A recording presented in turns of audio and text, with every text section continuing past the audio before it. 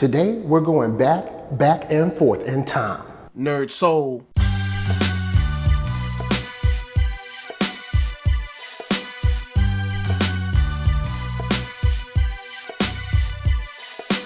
Late Ill Kid at OneYoungsta holding it down, bringing that street geek and NERDSoul. What is up, my people, today?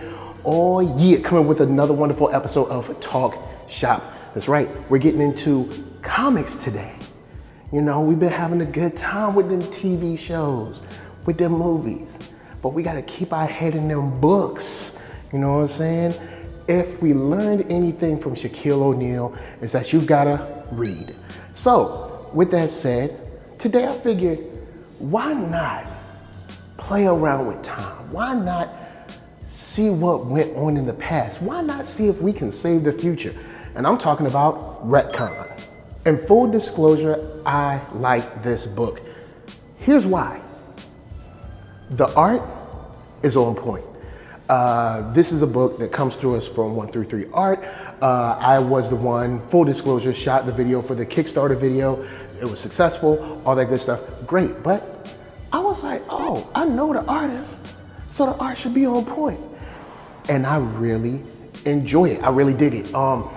Whether it's with action, whether it's dealing with someone in a certain hypnotic state, whether it's dealing with someone being released back into their regular world, regular time, whether it's dealing with multiple subjects on camera or on screen or on page, this art seems to just fit very well, and it strikes a very good balance between being realistic and being like, you know, kind of edgy, cartoony, and fun to look at, and very colorful.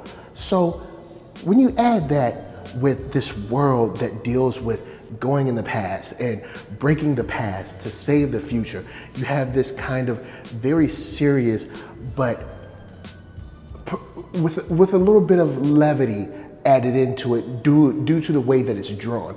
And I really dig that.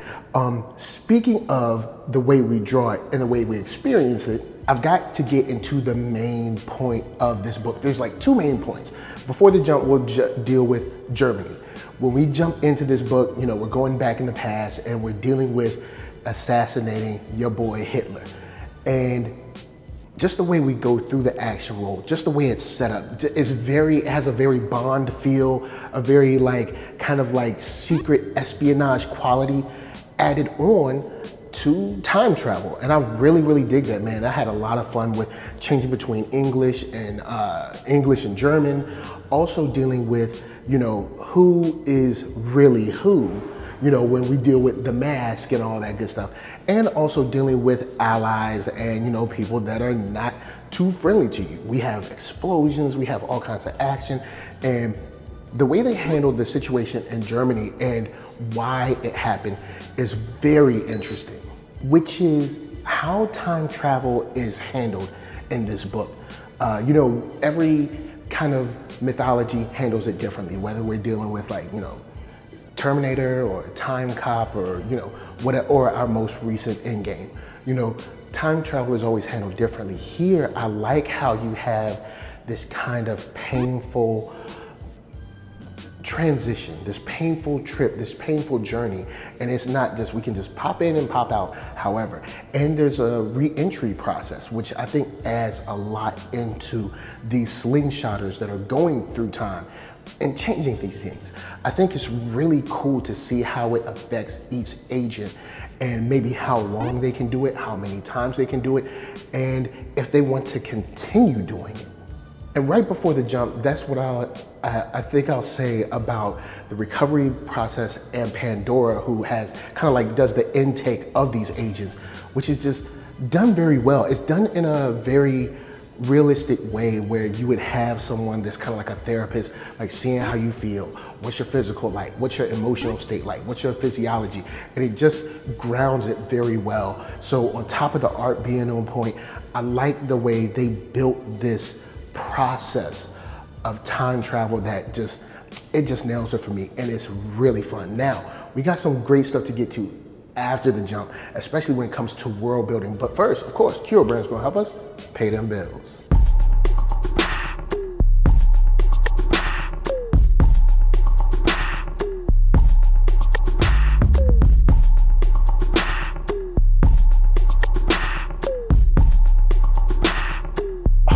Yeah, check the link below. Hat, shirts, hoodies, all that jazz. Once you find something you like, of course, cop it. So let's get into the writing. The writing works for me because it's not extremely verbose. It's also not extremely explanatory for the sake of explanation. We get our information on the go. Also, they frame these situations and our interactions between our agent and Pandora to where he's receiving the information as we receive it, so it doesn't seem like it's just a task we have to do to get through. And in doing that, not only do I like the writing and how they pace it with our dialogue, but I like the world that they built. We talk about this world where China was, trying to get time travel right, and then India got it, and then everybody was trying to out-time travel each other and change things so they could be on top, whether it was the US government or the British government or the Indian government, whatever. And it seems very likely like something like that would happen. You know what I'm saying? Like, America would go back in time and then like, I don't know, like Brazil be like, oh no, you ain't, you know what I'm saying? We gonna go back in time. And then Russia be like, no, we gonna go back in time. And as they go back in time, seeing things change and get disrupted and civilizations disappear and then reappear.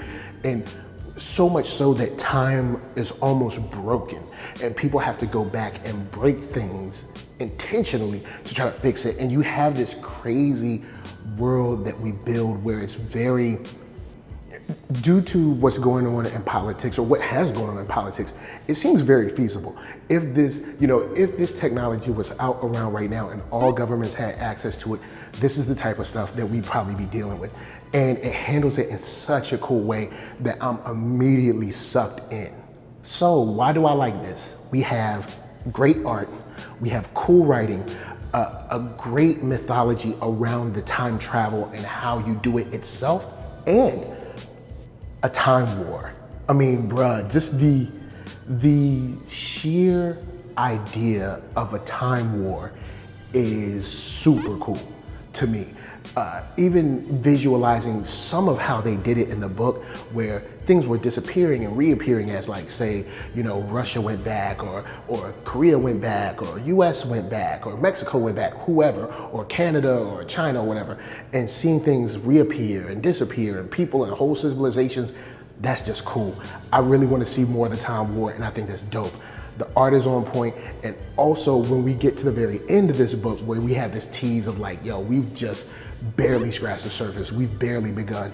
I'm definitely down with going on this journey to see, can we fix time? Can we? Or is it just broke? Are we all screwed? Is there a fixed point where we can't go past? All of these things where they kind of handle how time is similar to the synapses in your brain. Some are intertwined, some are not, and some are fixed points, and some can't be broken, blah, blah, blah. And seeing our Slingshotters deal with this is something that I think will be a lot of fun. So guys, holla at me, I'm holla at you. Down in the comments, let's talk about Retcon. Have you read it already? Are you getting into it? If you haven't, the link is below so you can check it out. But I'm in. I'm definitely in. So before I bounce, I want to tell you guys to hit up ThatNERDSoul.com. That's right, check me out right there. All my videos from the oldest, newest, latest, greatest, and all that. Then hit up shop.ThatNERDSoul.com and pick yourself up a t-shirt, player. Don't forget to get one for them playettes. Then come back here, like, comment, subscribe, and share that NERDSoul. That's right, there's no better way that I can show people that you like what you are watching. So, LA, what up? VA, what up? RVA, you got my heart. And please be good to yourselves. Please be good to each other. And remember, stay safe and wear the proper gear when you're time traveling. Peace.